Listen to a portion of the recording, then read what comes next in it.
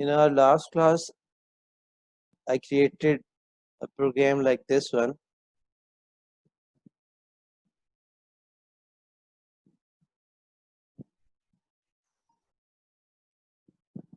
And the purpose of this program was actually to understand three things.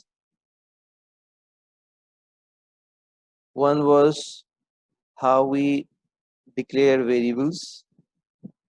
Two, how we give prompts. Three, how we take inputs. And when we take inputs, these inputs are going to be stored somewhere in the memory, and that memory location or memory locations will have to be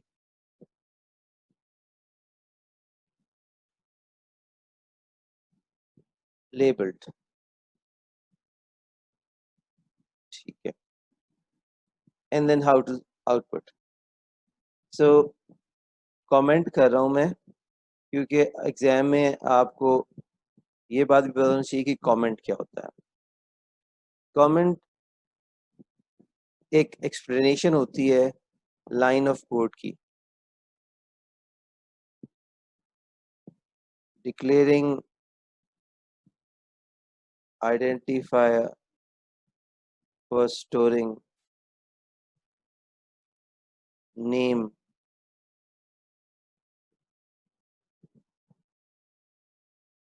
storing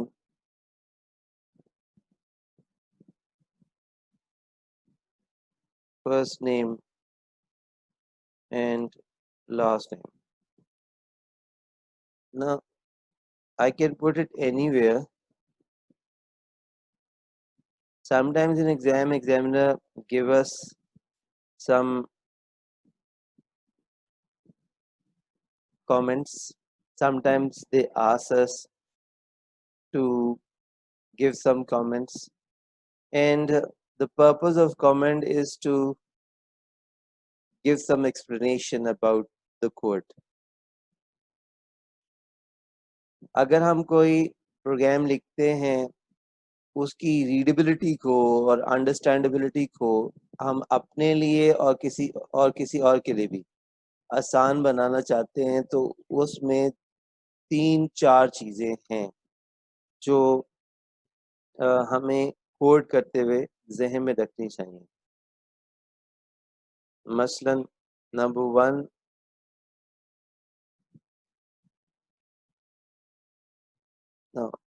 मैं कहता हूँ यहाँ पे 2 चीज़ें. How to improve readability and understandability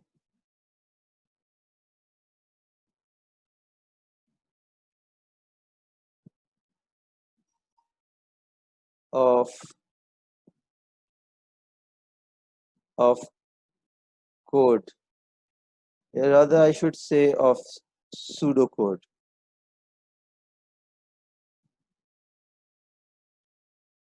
Pseudocode जब हम हाथ से लिखते हैं, उसकी रीडेबिलिटी और अंडरस्टैंडेबिलिटी कैसे इम्प्रूव कर सकते हैं. अगर हम उसमें सबसे पहले तो वही बात, कमेंट्स दें. To meaningful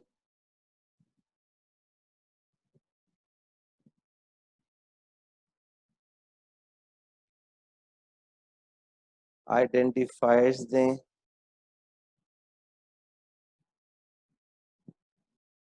third, line spaces दें, लाइन नंबरिंग दें.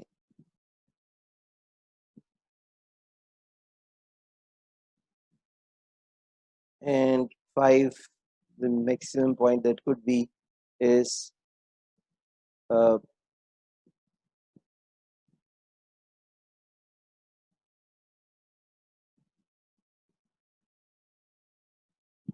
मॉड्यूलराइजेशन, यानी कि अपने प्रोग्राम को डिवाइड करते जाएं, जो हमने स्टार्ट ऑफ द सिलेबस पढ़ा भी था कि we try to divide our program into as much shorter सब पार्ट्स बनाने हैं उसका, जितना भी पॉसिबल हो सके। तो सर ये कमेंट्स का फायदा क्या होता है? अगर हम ना लिखें तो फिर क्यों फर्क पड़ेगा? ऐसा होता है कि मैंने एक प्रोग्राम बनाया, मैं किसी कंपनी में काम कर रहा हूँ, 6 मंथ्स बाद या साल बाद मैं कंपनी छोड़ के चला गया हूँ, तो अब जब दूसरा एम्प्लॉई या प्रोग्रामर आ रहा है, वो उस प्रोग्राम को जब पढ़ेगा तो उसकी आसानी के लिए उसको कोड फौरन समझ आ जाए, तो इसलिए हम कमेंट्स दे देते हैं, एक्सप्लेनेशन दे रहे होते हैं कि नीचे वाला कोड क्या कर रहा है या ये वाला कोड क्या कर रहा है, तो डिफरेंट कमेंट्स देते रहते हैं।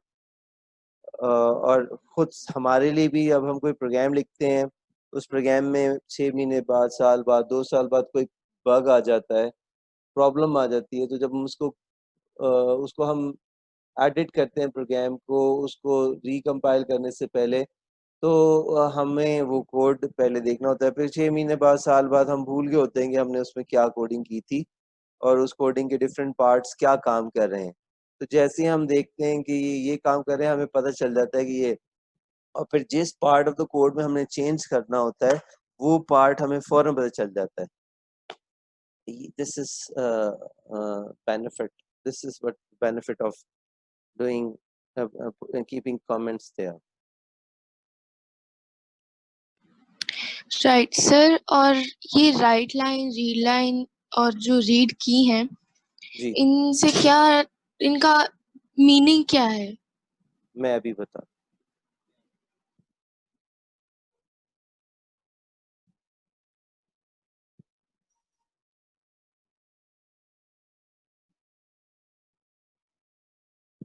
जी सर, कर लीजिए, थैंक यू।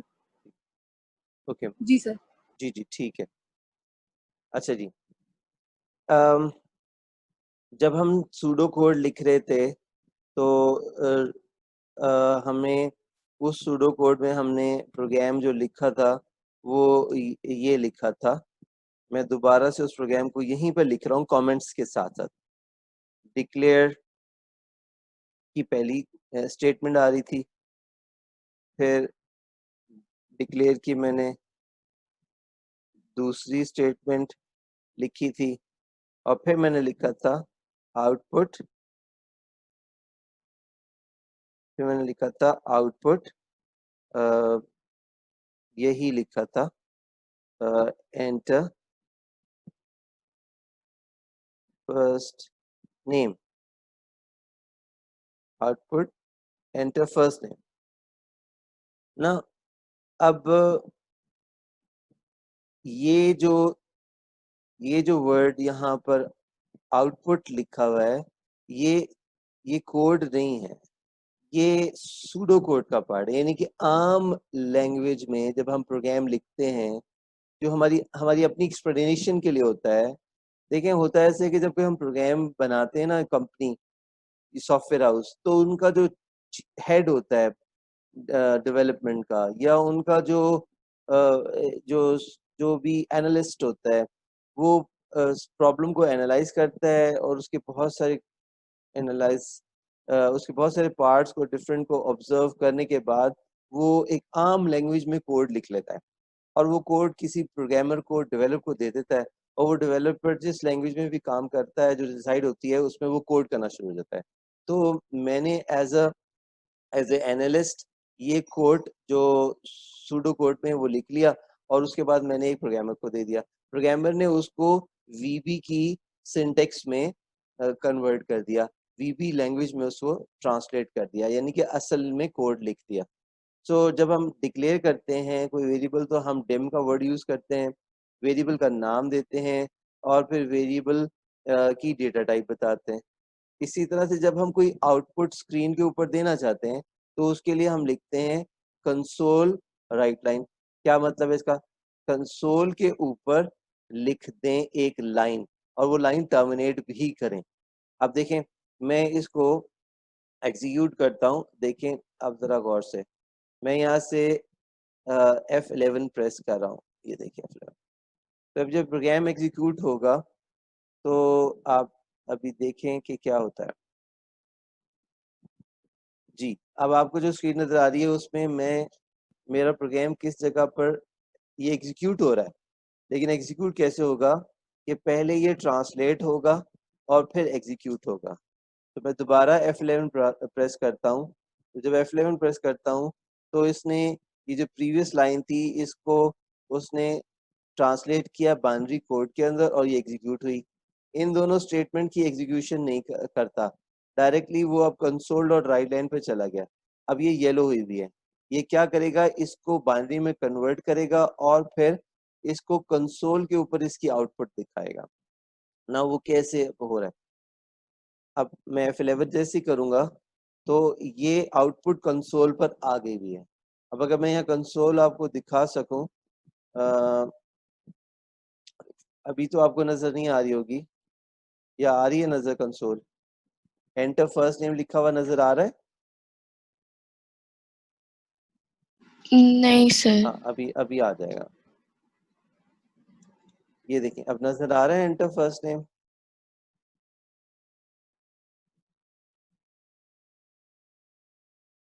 जी सर, अब आ रहा है। ठीक है, अब क्या किया उसने कि इस लाइन ऑफ कोड को उसने एग्जीक्यूट किया और हमें स्क्रीन के ऊपर आउटपुट दे दी। तो इस ब्लैक स्क्रीन के ऊपर, इसे हम कहते हैं कंसोल, इस कंसोल के ऊपर आउटपुट लेने के लिए हमें कंसोल डॉट राइट लाइन की कमांड लेनी पड़ती है और इस कंसोल के ऊपर आउटपुट देने के लिए हमें इस कंसोल के ऊपर से इनपुट लेने के लिए हमें कंसोल डॉट रीड लाइन की लाइन कोड लिखना पड़ता है। अब ये जो लाइन येलो हुई हुई है, अब जब मैं इसको एग्जीक्यूट करता हूँ F11 करके, तो अब वो कर्सर जो कंसोल पर है वो एक्सपेक्ट कर रहा है कि मैं कुछ एंटर करूं और एंटर प्रेस करूं। तो मैं आसिम टाइप करके जब एंटर प्रेस करता हूं तो एक्चुअली क्या हुआ है कि जो वेरिएबल नीचे अगर आप देखें यहाँ पर, ये देखें नीचे एफ नेम के अंदर आसिम स्टोर हो गया। लेकिन ये किस वजह से स्टोर हुआ है? ये इस लाइन की वजह से एग्जीक्यूट हुआ है। तो ये लाइन की अगर मैं सूडो कोड में ट्रांसलेशन करूं तो सूडो कोड में इसकी जो ट्रांसलेशन है वो ये है, इनपुट एफ नेम। देखिए ना, हमने हर चीज खुद से ही करनी है। यानी क्या मतलब, हमने प्रोग्राम को भी बताना है कि तुमने क्या करना है और यूजर को भी बताना है क्या करना है। हम प्रोग्राम को कह रहे हैं कि यूजर के लिए एक मैसेज लिख दो, तो वो हमने ऐसे लिखा। और जब हमने प्रोग्राम को कहा कि यूजर से एक इनपुट ले लो, तो हमने उसके लिए ये इंस्ट्रक्शन लिखी है। इसी तरह से दूसरी इंस्ट्रक्शन है, हम प्रोग्राम को कह रहे हैं कि ये आउटपुट कंसोल पे दे दो ताकि यूजर को मैसेज मिल जाए। और फिर उससे कह रहे हैं कि यूजर जो इनपुट दे अब इस लाइन के एग्जीक्यूट के होने पर उसको इस वेरिएबल में स्टोर कर दो। और फिर लास्ट उसी तरह से कि अब जो यूजर ने इनपुट दी है उस सारी इनपुट को इस तरीके से आउटपुट कर दो। किस तरीके से? एक छोटा सा मैसेज प्रिंट करो, फुल नेम इज स्पेस, और उसको ज्वाइन करो एफ नेम के अंदर जो डेटा है, और उसको ज्वाइन करो, मैं अब सही वर्ड बोलता हूँ, कॉन्कैटिनेट करो विद स्पेस के साथ, और फिर उसको कॉन्कैटिनेट करो लास्ट नेम के साथ। तो जब ये सारा प्रोग्राम एग्जीक्यूट होगा तो क्या होगा? Now I'm just executing it. I'm saying continue. ये प्रोग्राम एग्जीक्यूट हुआ। अब मुझसे वो एंटर करने को कह रहा है लास्ट नेम, तो मैंने लास्ट नेम एंटर किया और फिर उसके बाद उसने full name is Asim Mehboob display कर दिया। This is what console dot this is what console programming, कि हम कंसोल के ऊपर सिंपल प्रोग्रामिंग करें और इनपुट आउटपुट ले सकें। So these all steps are basically our concept, our sequence. Let me write this code.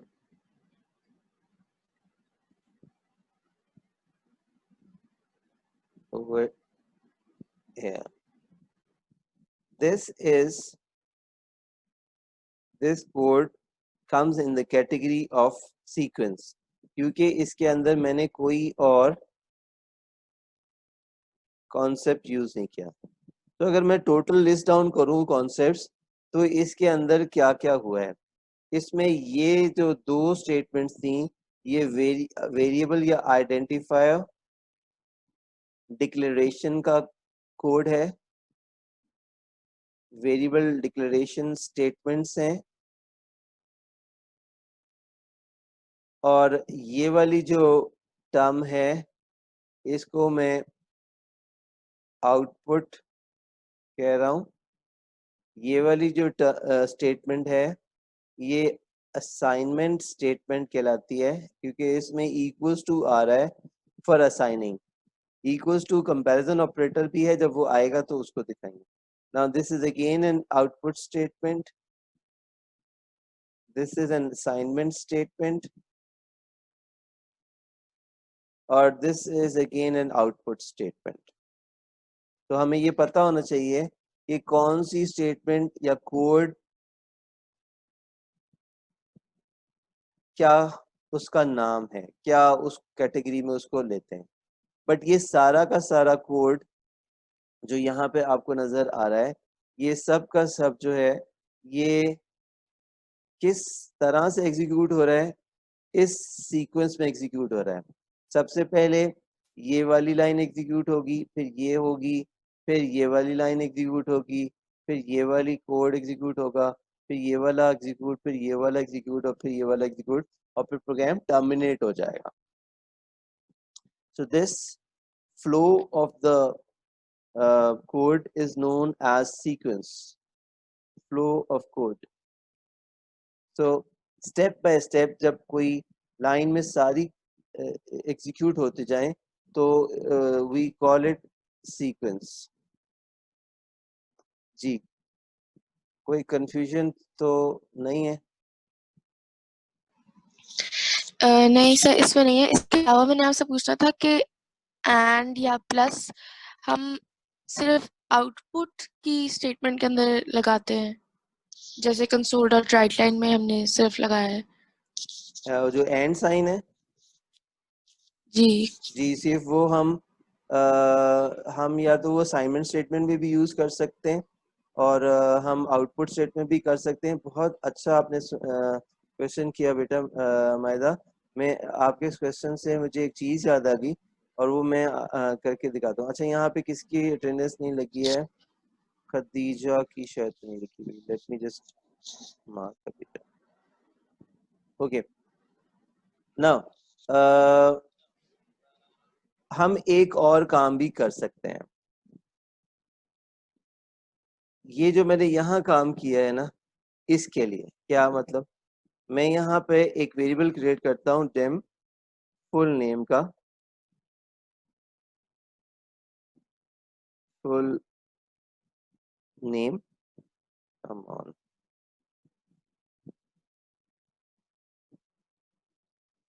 Full name. Variable के नाम में कभी स्पेस नहीं होगी, और वेरिएबल कभी डिजिट से स्टार्ट नहीं होता, एज स्ट्रिंग। और मैं कॉन्केटिनेशन बजाय आउटपुट स्टेटमेंट करने के मैं यहाँ पर कर लेता हूँ full name, assign it what f name, and concatenate this with with space, and concatenate this with last name। ये अब मैं ये जो फुल नेम है इसके अंदर जो भी इसका लिखना बहुत इंपॉर्टेंट है कि ये कहाँ पे लिखूंगा मैं। ये लिखूंगा मैं जब फुल नेम और लास्ट नेम दोनों ले लिए हैं। अभी मैं इसको फर्क भी दिखाता हूँ। ये यहाँ लिखूंगा, ऊपर नहीं लिखूंगा।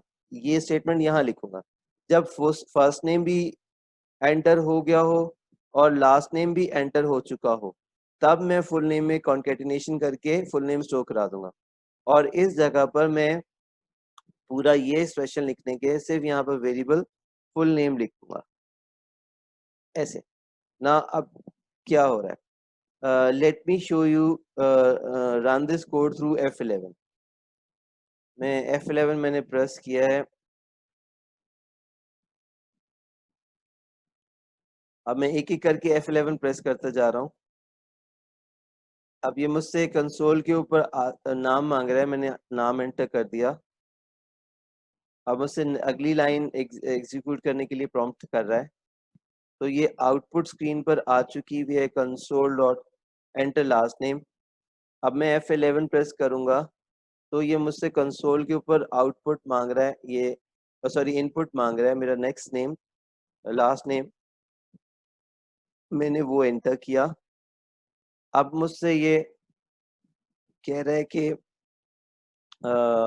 यानी कि ये स्टेटमेंट F11 प्रेस करूंगा मैं। तो जैसे ही मैंने F11 प्रेस किया तो देखिए फुल नेम के अंदर क्या आ गया, ये मैं यहाँ पर पिन करके आपको दिखा रहा हूँ।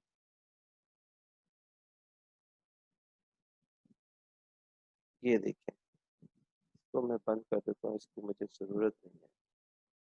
ओके, ये मैंने पिन कर लिया वेरिएबल फुल नेम। सो अब मुझे वो करंटली दिखा रहा है कि फुल नेम में क्या है। और फिर जब मैं अगली स्टेटमेंट एग्जीक्यूट कर मैंने की है तो फुल नेम एक्चुअली प्रिंट हो गया कंसोल के ऊपर। Now let's run this code again, और इस कोड को रन करके मैं वेरिएबल्स दोबारा से पिन करता हूँ। I am pinning the variables again one by one. ये मैं यहाँ पर पहले एफ नेम को पिन कर लेता हूँ, फिर लास्ट नेम को भी पिन कर लेता हूँ। इससे अब ये होगा कि आपको हर वेरिएबल का स्टेटस नजर आ रहा है। हमें पता है कि इस वक्त वेरिएबल में क्या है, null, nothing, there is nothing in it, we call it it F name and L name at the moment are containing null values. कौन सी values? Null values. null values. So जैसे ही मैं अपनी कंसोल और रीलाइन एग्जीक्यूट करता हूँ और प्रॉम्प्ट मुझे हो रहा है कि I have to enter the first name, जैसे मैं एंटर करता हूँ तो देखिए एफ नेम के अंदर वो बता रहा है कि क्या स्टोर हो चुका है, आसिम स्टोर हो चुका है। इसी तरह से सीक्वेंस में जब दूसरी लाइन एग्जीक्यूट होती है और मैं प्रॉम्प्ट के ऊपर अपना सेकेंड नेम एंटर करता हूँ, लास्ट नेम एंटर करता हूँ, तो आप देखें एफ नेम के अंदर, एल नेम के अंदर महबूब आ चुका हुआ है। सो वो बता रहा है कि मेमोरी में जो डेटा जा रहा है वो किस तरह से सो रहा है। और अब जैसे मैं फुल नेम की लाइन एग्जीक्यूट करता हूँ तो फुल नेम में आसिम महबूब जो है वो आ जाता है। तो यहाँ पर क्या हमें समझ आ रही है, एक तो हमें वेरिएबल्स जो हमारी डेटा स्टोरेज के लिए चाहिए होंगे, और डेटा स्टोरेज की जरूरत क्यों पड़ेगी, मैं पहले बताया है लास्ट क्लास में। अगर इनपुट करनी है तो उसके लिए वेरिएबल डिक्लेयर करना है, अगर कैलकुलेशन होनी है तो उसके लिए डिक्लेयर करना है। सो अगर हम यहाँ देखें दोबारा से, मैं इसको जरा कमेंट करूं, ये वाली स्टेटमेंट्स आपकी डिक्लेरेशन स्टेटमेंट्स हैं, दोबारा बता रहा हूँ, ये आपकी आउटपुट स्टेटमेंट है। और तो ये वाली आपकी इनपुट स्टेटमेंट है, लेकिन इनपुट स्टेटमेंट के साथ साथ ये असाइनमेंट स्टेटमेंट भी है जी। सही, इनपुट स्टेटमेंट को आउटपुट स्टेटमेंट से पहले नहीं आना चाहिए? नहीं, यहाँ पर मैं एक प्रॉम्प्ट दे रहा हूँ ना। देखें मिसाल के तौर पर आपने एटीएम यूज किया है कभी? जी सर। एटीएम में जब आप कार्ड इंसर्ट करते हैं तो पहले कार्ड डालने से पहले क्या आ रहा होता है, स्क्रीन के ऊपर लिखा होता है प्लीज इंसर्ट योर कार्ड। क्या ऐसा होता है कि आप पहले कार्ड इंसर्ट करते हैं फिर मैसेज आता है प्लीज इंसर्ट कार्ड? नो। नहीं। इसी तरह से अगर आप कोई फेसबुक का वेब पेज खोलें तो फेसबुक पे आप क्या पहले पासवर्ड डालते हैं या पहले ऊपर लिखा होता है please please give your login and then enter your password? तो ये दोनों चीजें पहले आती हैं। पहले प्रॉम्प्ट आता है, पहले मैसेज आता है, पहले यूजर फ्रेंडली इन्वायरमेंट होता है, ताकि जब कोई स्क्रीन आए तो यूजर को पता तो चले क्या करना है। अब मिसाल के तौर पे आपकी एक चीज अच्छी है, मैं इसको बताता हूँ कि हाँ ये बात भी आपकी सीक्वेंस से रिलेटेड है, जो आपने क्वेश्चन किया है ये सीक्वेंस से रिलेटेड है। सीक्वेंस का मतलब क्या है कि व्हाट टू कम फर्स्ट। अब ये आपने क्वेश्चन अच्छा किया, इससे आपको सीक्वेंस और समझ आएगा। लेकिन मैं थोड़ा सा ये जो मैं डिस्कस कर रहा था वो कर लूं। हमें पता चल रहा है कि ये एक स्टेटमेंट है ये पूरी की पूरी स्टेटमेंट जो है वो असाइनमेंट स्टेटमेंट है, क्योंकि इसके अंदर असाइनमेंट हो रही है एक वेरिएबल को, लेकिन इसके अंदर एक पार्ट इनपुट का भी है। सो इस स्टेटमेंट में एक्चुअली हम देखें तो इनपुट भी हो रही है और प्रोसेसिंग भी हो रही है। इनपुट भी हो रही है और प्रोसेसिंग भी हो रही है। प्रोसेसिंग क्या हो रही है? असाइनमेंट, यानी कि storage. We are storing something in our computer. ये सारी जो स्टेटमेंट है, खाली स्टेटमेंट जो है, ये आपकी आउटपुट स्टेटमेंट है। अगेन ये आपकी एक स्टेटमेंट है जिसमें इनपुट भी हो रही है और प्रोसेसिंग भी हो रही है। इसी तरह से इस पूरी स्टेटमेंट को हम असाइनमेंट स्टेटमेंट भी कह सकते हैं। इस स्टेटमेंट के अंदर सिर्फ और सिर्फ प्रोसेसिंग हो रही है। अच्छा जी, ये बात समझ आ रही होगी? ये क्वेश्चंस आते हैं एग्जाम में, आपको इस तरह की स्टेटमेंट्स दे देते हैं और फिर पूछते हैं कि बताएं कि ये इनपुट स्टेटमेंट है, प्रोसेस स्टेटमेंट है, आउटपुट स्टेटमेंट है, या कॉम्बिनेशन ऑफ स्टेटमेंट है। तो अगर मैं सारी रेज कर दूं एक दफा, तो आपसे मैं पूछूं कि बच्चा ये इनपुट स्टेटमेंट है, आउटपुट स्टेटमेंट है, या प्रोसेसिंग स्टेटमेंट है, या कॉम्बिनेशन स्टेटमेंट है, तो आप मुझे क्या बताएंगे? आउटपुट। आउटपुट। Very good. और कोई? सर जी, सर हमें जैसे console dot read line processing भी थी और इनपुट भी थी, इसका मतलब हम ये डिड्यूस कर सकते हैं कि जब भी हम यूजर को कोई काम करने को कहेंगे तो वो वाली असाइनमेंट स्टेटमेंट हमेशा कॉम्बिनेशन स्टेटमेंट होगी, असाइनमेंट होगी। आपके जहन में क्या आ रहा है माहिदा? क्या मतलब सर? नहीं, जो आपके जहन में आ रहा है ना, आप पूरा उसको बताएं, क्योंकि I am reading what you want to say, but you are feeling little inconfident. जो क्वेश्चन मैंने किया है आप उसका जवाब देना चाह रहे हैं। मैं आपको ये बताता हूँ कि जो पहले दो आंसर आए हैं वो गलत है, पार्शियली गलत है। It is an output statement. अब आप आगे कंप्लीट कर दें जो आप कंप्लीट करना चाह रही हो। सर मैं कंसोल डॉट रीड लाइन का पूछ रही हूँ कि वो अगर हमें कोई क्वेश्चन आता है तो हम ये रिड्यूस कर सकते हैं कि जैसे कंसोल डॉट रीड लाइन का पर्पस है कि वो यूजर ने जो डेटा दिया है वो उसको रीड भी करे और फिर आगे उसको प्रोसेस करे, तो फिर हमेशा जो कंसोल ये डॉट रीड लाइन नहीं, वाली स्टेटमेंट देखो, होगी। हाँ हाँ, मैं बताता हूँ। आपने यहाँ पे एक चीज याद रखना है कि हमारा हर सिस्टम में तीन चीजें होती हैं। बचपन से आप लोग अपने कंप्यूटर सिस्टम्स जब पढ़ते आ रहे हैं तो उसमें आप देख रहे हैं इनपुट, प्रोसेस एंड आउटपुट। ठीक है, तो हम इनपुट, प्रोसेस और आउटपुट इस तरह दिखाते हैं। तो अब ये वाली स्टेटमेंट के अंदर है, ये क्या, ये स्टेटमेंट एक्चुअली इसमें दो काम है। एक असाइनमेंट भी हो रही है और एक इसमें यानी कि वैल्यू जो है स्टोर भी हो रही है। और स्टोर होना एक प्रोसेस होता है, स्टोर होना एक प्रोसेस होता है। और साथ में हम दिखा रहे हैं कि वो उसमें इनपुट भी है। तो ये स्टेटमेंट के अंदर भी दो ही काम हो रहे हैं, इससे ये कॉम्बिनेशन स्टेटमेंट है, क्योंकि ये वाला कोड जो है इनपुट ले रहा है और ये वाला कोड जो है वो उसको डेटा को स्टोर कर रहा है।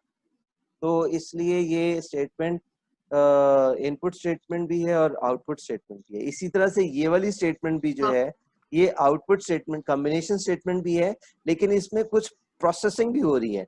इसमें सिर्फ आउटपुट, अगर तो ये कोड इतना होता, खाली ये इतना होता, तो ये फिर सिंपली आउटपुट स्टेटमेंट होती। लेकिन ये सिंपली आउटपुट स्टेटमेंट नहीं है। क्यों?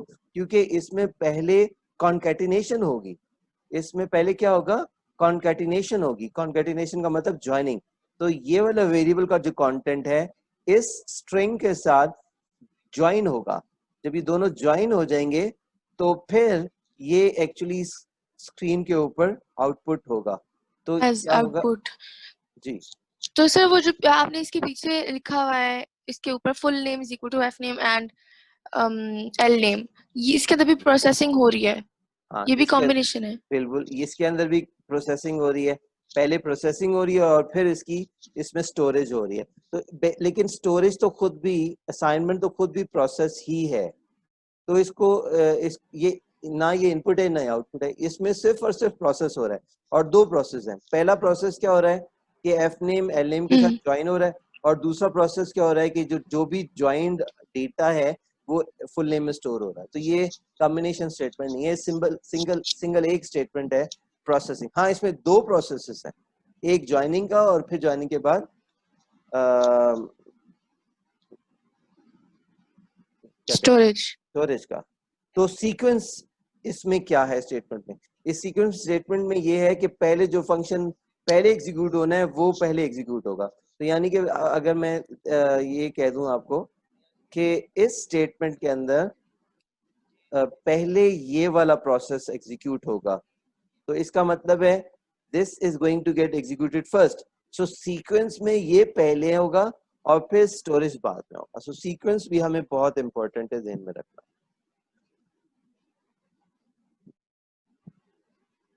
ठीक है, चले कुछ स्टेटमेंट्स में आपके साथ यहाँ शेयर करता हूँ और फिर उसको sir ji ji ji please.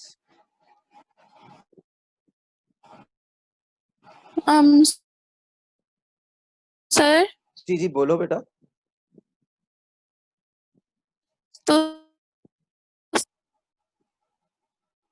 Sumaiya आपकी आवाज कट रही है। जी सर बोले। अब आ रही है? जी जी आ रही है बेटा। सर ऊपर थर्ड लाइन में लिखा हुआ है मॉड्यूल प्रोग्राम और नीचे लिखा हुआ है एंड मॉड्यूल, तो इसका क्या मतलब है? ये हमारा पूरा प्रोग्राम है। Late me just resize it.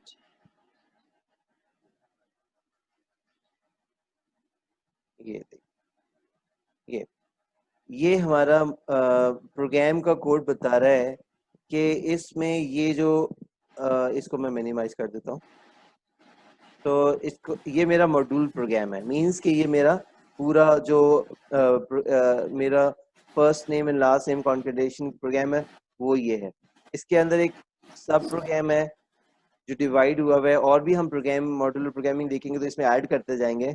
तो ये एक्चुअली मेरा अब यहाँ से प्रोग्राम आ रहा है। So it is telling us this is the complete solution. Module is telling what that it is the complete solution, and within this complete solution there may be one or many sub programs. तो exam में हमें इसकी okay sir. Exam में हमें इसकी कोई tension नहीं है। हमें एग्जाम में जिस चीज की टेंशन है वो इनसाइड दिस जो भी कोड होगा, कुछ यहाँ पे भी होगा, कुछ यहाँ पे भी होगा, और यहाँ तो है ही, और इस तरह के बहुत सारे मल्टीपल प्रोग्राम्स हम आगे चल के आहिस्ता आहिस्ता देखेंगे।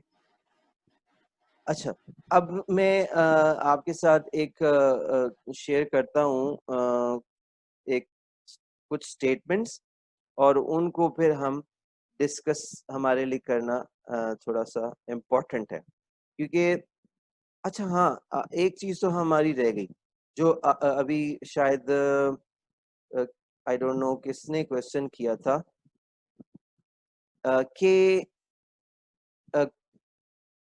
ये वाला मैसेज जो है अगर हम नीचे नहीं लिखना चाहिए। अभी किसने मैसेज किया था, ये बात की थी? सर मैंने की थी, दिया। दिया ने की थी। ओके दिया, देखो अगर मैं ये वाली लाइन यहाँ ले आऊं, so if I bring this line and next to input line, तो अभी आप देखें कि सीक्वेंस कैसे चलेगा। अब मैं प्रोग्राम को सिर्फ रन कर रहा हूँ, मैंने सिर्फ रनिंग करने को कहा है।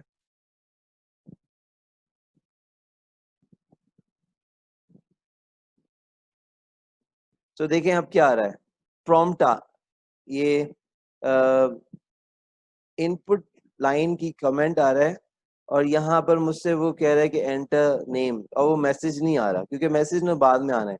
अब लेट्स सपोज मैं यहाँ पर आसिम लिख देता हूँ। लेकिन इनपुट लाइन तो एक इंस्ट्रक्शन टाइप चीज नहीं होती? बिल्कुल इंस्ट्रक्शन लाइन टाइप है, लेकिन वो तो फिर वो क्यों? देखें क्या हुआ, एंटर फर्स्ट नेम, और पहले इनपुट हो गया, फिर एंटर हुआ, फिर हुआ। अब मैं समझ रहा हूँ ये, अब आपको ये समझने की जरूरत है कि ये line of the code computer के लिए है और ये लाइन ऑफ द कोड जो है यूजर के लिए है। इस लाइन को मैं यहाँ इसलिए लिख रहा हूँ, मैं कंप्यूटर से कह रहा हूँ या प्रोग्राम से कह रहा हूँ कि स्क्रीन के ऊपर यूजर के लिए एक मैसेज प्रिंट करो क्या कि भाई आपने अपना नाम एंटर करना है, तो जैसे वो मैसेज देखता है, मैं यहाँ कॉलन भी डाल देता हूँ, तो जैसे ही मैं उसे ये लिखता हूँ कॉलन डाल के, तो ये मैसेज कंप्यूटर स्क्रीन पे दे रहा है। I am giving computer an instruction, right on the screen, right line, बल्कि सिर्फ राइट नहीं, right line, right on the screen this message. तो जब प्रोग्राम एग्जीक्यूट होता है तो प्रोग्राम सारी लाइंस को एग्जीक्यूट करते करते जब इस लाइन को एग्जीक्यूट करता है, तो ये जो मैसेज डबल कोट्स में आ रहा है, स्ट्रिंग जो है, वो उसको स्क्रीन पे डिस्प्ले कर देता है। और फिर जब मैं कहता हूँ okay take an input from the user, या यूजर स्क्रीन के ऊपर जो लिख रहा है, टाइप कर रहा है, उसको कैप्चर करो, उसको रीड करो और उसको एफ नेम वेरिएबल में स्टोर कर दो, तब वो उसको स्क्रीन के ऊपर करता है। ये वाली लाइन अगर नहीं होगी, तो ये कंसोल और रीड लाइन का ऑप्शन नहीं होगा, तो वो स्क्रीन के ऊपर कर्सर ब्लिंक भी नहीं करेगा। फिर कर्सर स्क्रीन के ऊपर तभी ब्लिंक करेगा जब वो एक्सपेक्ट कर रहा होगा कि यूजर कुछ टाइप करने के बाद एंटर प्रेस करेगा। सो दिस कंसोल और read line actually expecting and some typing and a press of enter key from the user. So इसीलिए इसको ऊपर Sir, sorry to disturb you. no problem. Rahima is waiting in the meeting room. Waiting room.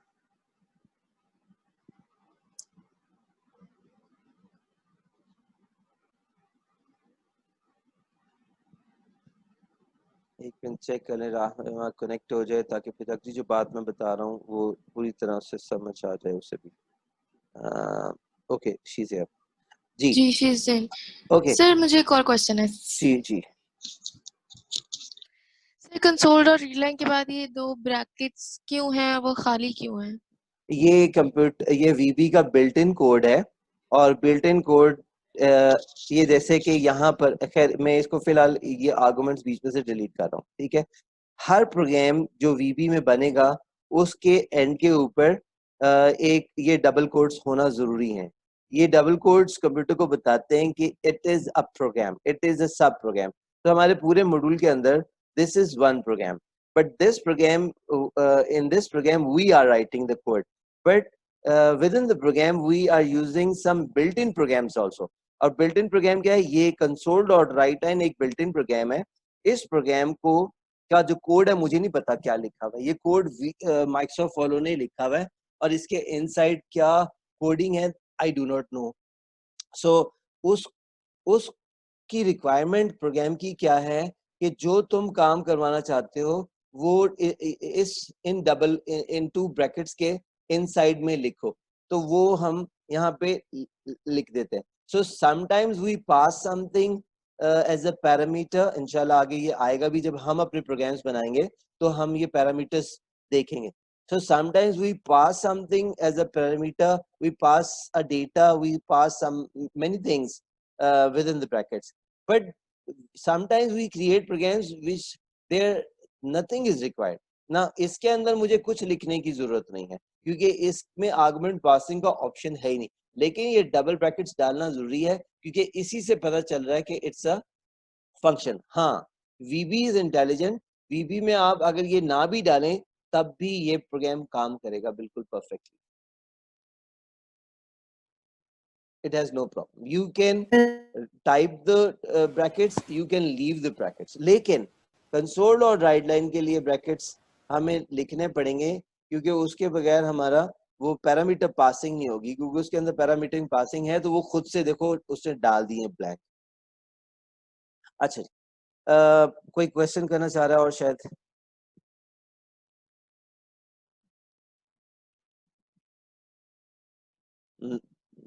कोई नहीं है। Okay अच्छा देखिए, अब ये देखिए मैंने फुल नेम को यहाँ पर कॉन्केटिनेट किया हुआ है। सर जी जी दिया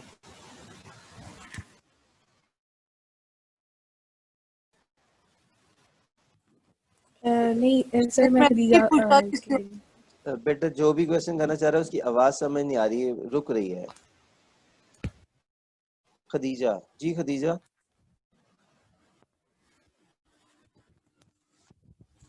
मैंने कहना था कि लाइक जो हम प्रोग्राम छोटा करने के लिए राइट लाइन वाली स्टेटमेंट को हटा के राइट लाइन वो रीड लाइन वाली स्टेटमेंट में ही कर देते हैं, तो उसकी जो होता है कि एंटर फुल नेम या फिर जो भी, तो वो कहाँ लगाएंगे अगर रीड लाइन में लिखना हो? नहीं, रीड लाइन में हम कुछ नहीं लिख सकते, प्रोग्राम को हम छोटा नहीं कर सकते, सर हमें वो आउटपुट यहीं देनी है और इनपुट हमें यहीं देनी है। एक लाइन होती है जिसमें आप रीड और राइट दोनों कर सकते हैं। ये यहाँ पर हमारे पास VB में इसका ऑप्शन नहीं है, ये दूसरी प्रोग्रामिंग लैंग्वेजेस के अंदर ऑप्शन है कि आप जो प्रॉम्प्ट है वो साथ ही दे सकते हैं, जो प्रॉम्प्ट है वो साथ ही दे सकते हैं, यानी कि रीड लाइन के अंदर ही आप यहाँ पे कमेंट भी दे सकते हैं कि एंटर योर लास्ट नेम, ये इसमें कर सकते हैं।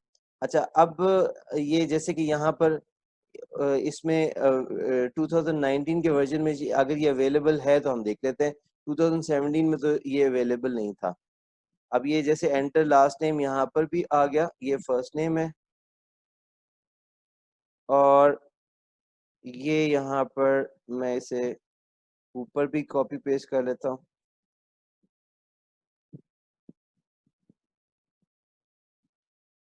कॉपी, और यहाँ पे भी पेस्ट कर लेता हूँ, और इसे मैं फर्स्ट नेम कर देता हूँ, ठीक है। और जब मैं इस प्रोग्राम को रन करता हूँ तो डीबग, और मैं इसे आ गया, ठीक है।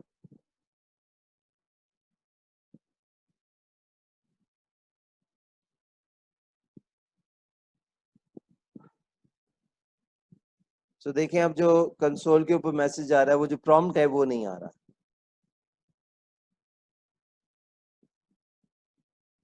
Late me just stop this program and let me run it again. तो ये देखें नहीं आ रहा। इसको मैं अगर सेव भी कर लूं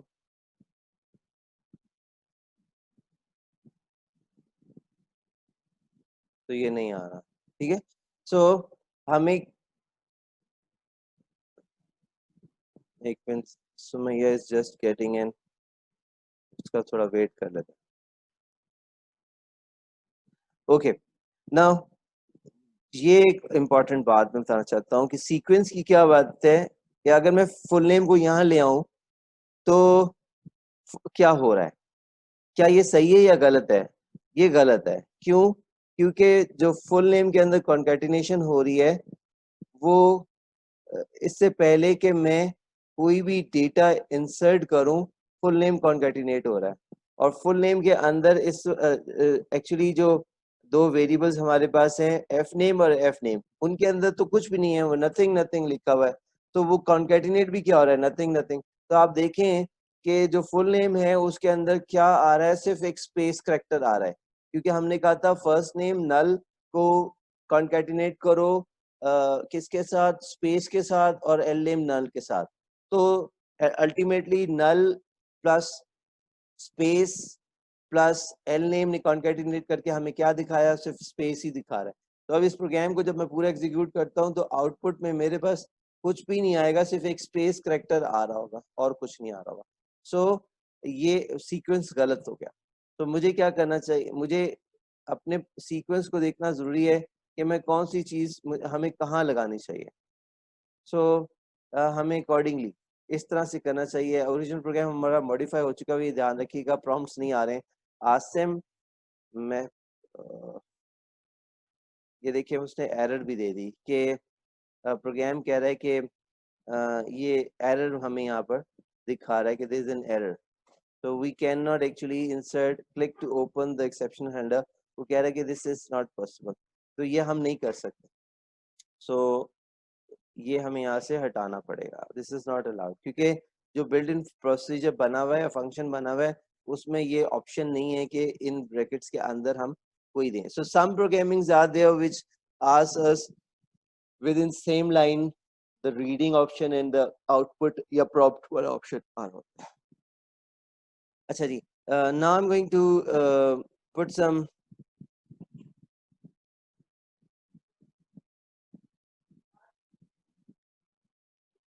यहाँ पे स्टेटमेंट्स और सीक्वेंस को समझते हुए I want you to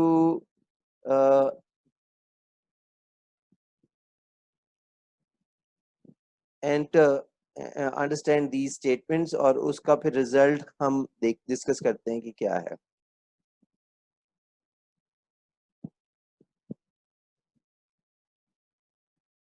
Okay, ji. Now these are some statements जिसे आप कहेंगे कि ये कौन सी स्टेटमेंट्स हैं. ये असाइनमेंट स्टेटमेंट्स हैं. इन असाइनमेंट स्टेटमेंट्स में मैं आपसे जानना चाह रहा हूँ कि अगर इनको एग्जीक्यूट किया जाए सबको, तो आप लोग अपनी अपनी नोटबुक्स पे खुद लिखें और फिर डिस्कस करते हैं. फाइनल हमारा जो काउंटर वेरिएबल है उसकी वैल्यू क्या होगी. माई करेक्टर वेरिएबल की फाइनल वैल्यू क्या है, यानी कि आपको इवेल्युएट करना है एक तरह से. फिर लेटर वैल्यू वेरिएबल जो है इसकी क्या फाइनल वैल्यू है. स्टूडेंट मार्क जो है उसकी फाइनल वैल्यू क्या है. परसेंटेज वेरिएबल की फाइनल वैल्यू क्या है. ओल्ड स्ट्रिंग की फाइनल वैल्यू क्या है और न्यू स्ट्रिंग की फाइनल वैल्यू क्या है. जी जरा इवेल्युएट करें इनको और फिर मुझे बताएं क्या क्या आंसर लिख रहे हैं आप लोग.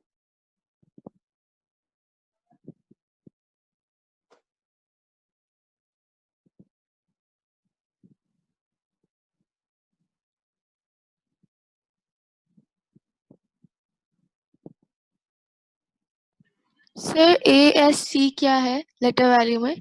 ओ सॉरी, इस वाले को छोड़ दें, फिलहाल इस वाले को छोड़ दें. आस्की जो है ना, आप लोगों को मैम ने पढ़ाया है आस्की करेक्टर्स टेक्स्ट रिप्रेजेंटेशन पढ़ाई है अभी क्लास में. नहीं, अभी नहीं हमने किया. अच्छा, ये इसको फिलहाल छोड़ दें, इसको छोड़ दें और हाँ इसको छोड़ दें आप. ये जब मैं बिल्ट इन फंक्शन आएंगे ना तब आपसे डिस्कस करूँ.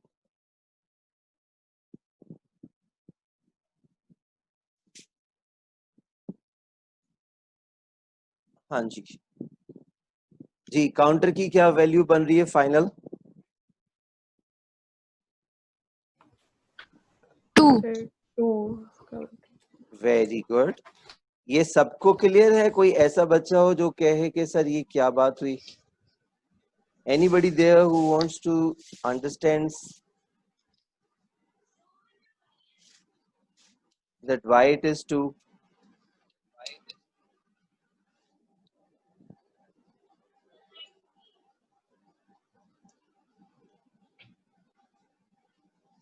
जी कोई अगर जानना चाहे कि why it is 2. सबको क्लियर है. सर इसको हमने